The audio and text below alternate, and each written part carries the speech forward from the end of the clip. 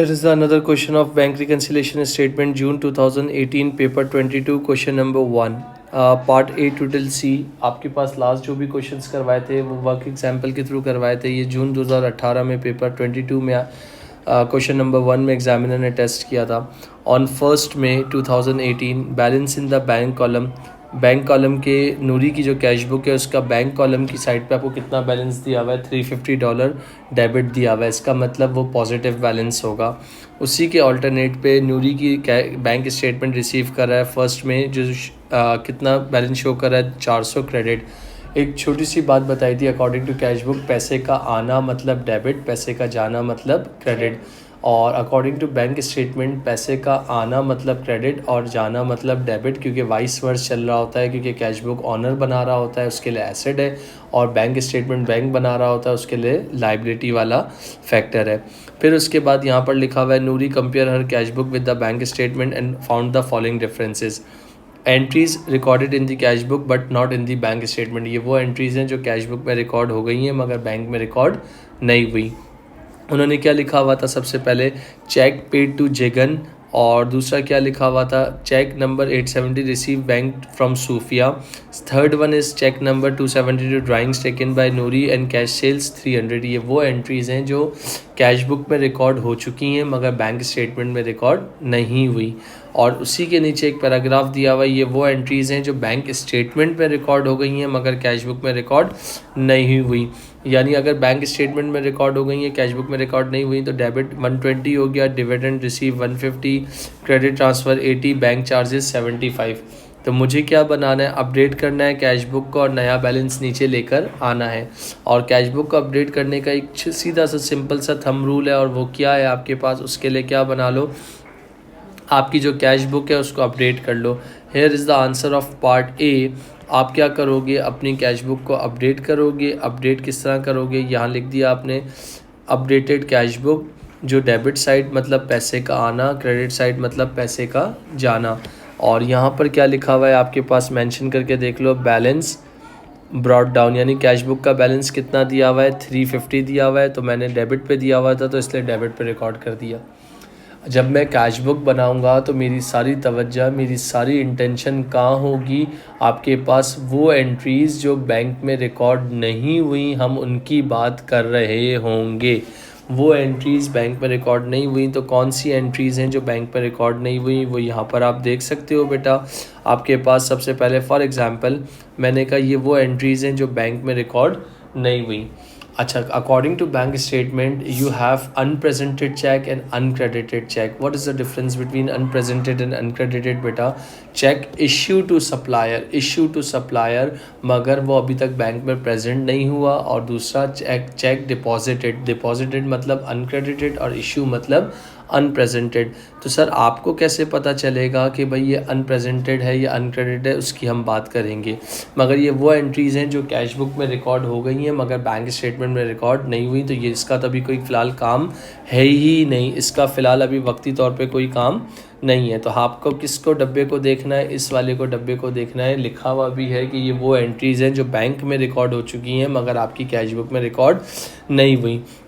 तो according to bank statement credit का मतलब होता है प्लस और डेबिट का मतलब होता है माइनस। जो चीज़ बैंक में क्रेडिट हुई है तो वो आपके पास क्या होगी, डेबिट होगी। और यहाँ पर क्या चीज़ क्रेडिट हो रही थी, तो डिविडेंड रिसीव आपके पास जो था वो क्रेडिट हो रहा था बैंक में, तो हमने उसको अपने पास क्या कर लिया, डेबिट कर दिया।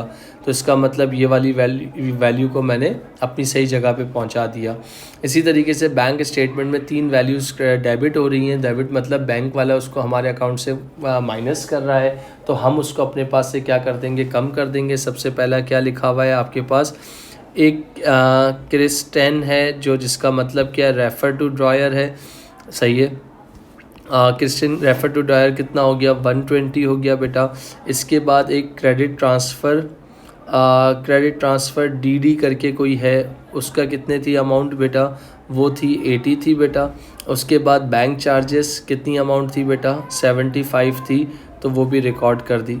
तो जब मैं इसकी बैलेंसिंग करने पे आया तो मैंने देखा कि कौन सी साइड हैवी लग रही है। अगर दिखने में 350 प्लस 100 तो 400, 500 का क्या हो गया, मेरा सम हो गया 500 में से इन सब को मैंने माइनस कर दिया, यानी 120 को एक माइनस किया, 80 को एक माइनस किया, 75 को एक माइनस किया, 500 में से 200 निकल गए, 300 हो गया, 300 में से 75 निकल गए, तो 225 हो गया।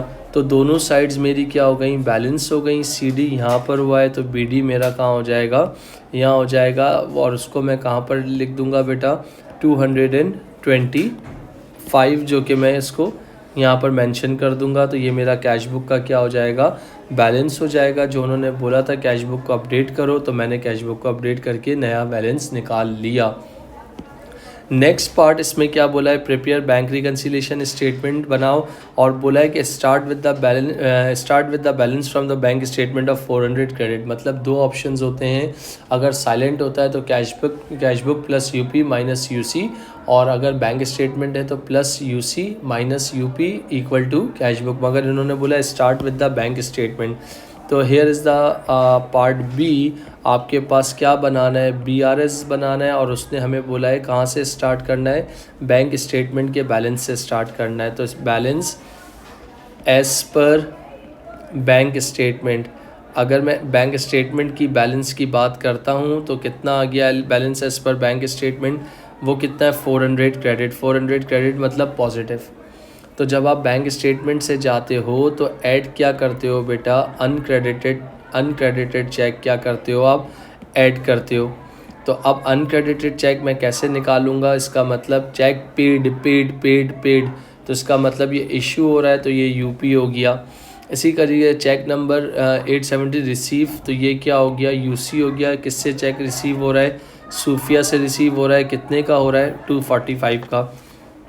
इसी तरीके से फिर एक आपके पास ये कैश सेल्स थी जो बैंक में जमा करा दी, तो ये भी क्या हो गया बेटा, एक तरह से यूसी हो गया।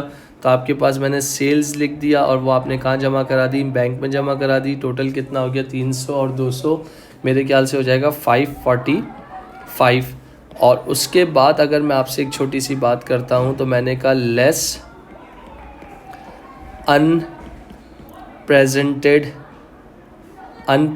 चेक, और जब अनप्रेजेंटेड चेक की बात कर रहा हूँ तो उसमें क्या आ गया, जिगन आ गया। जिगन की कितनी अमाउंट थी बेटा, 570।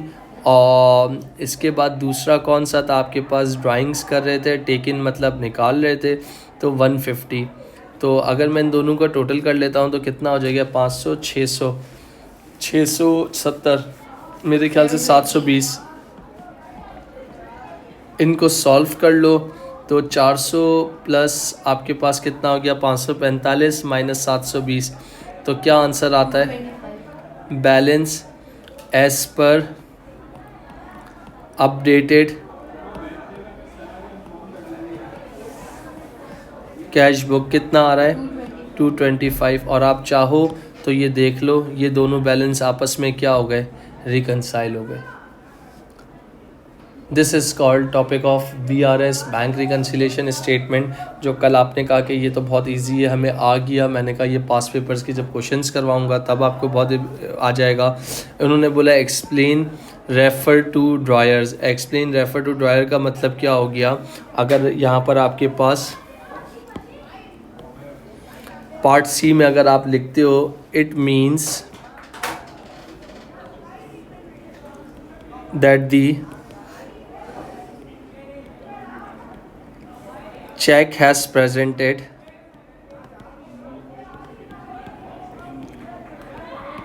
to its bank has not been honored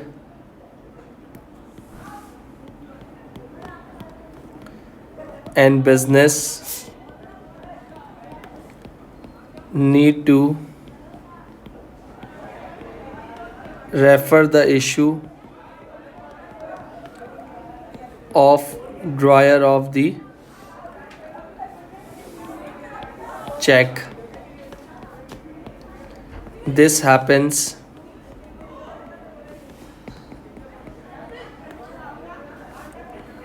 when the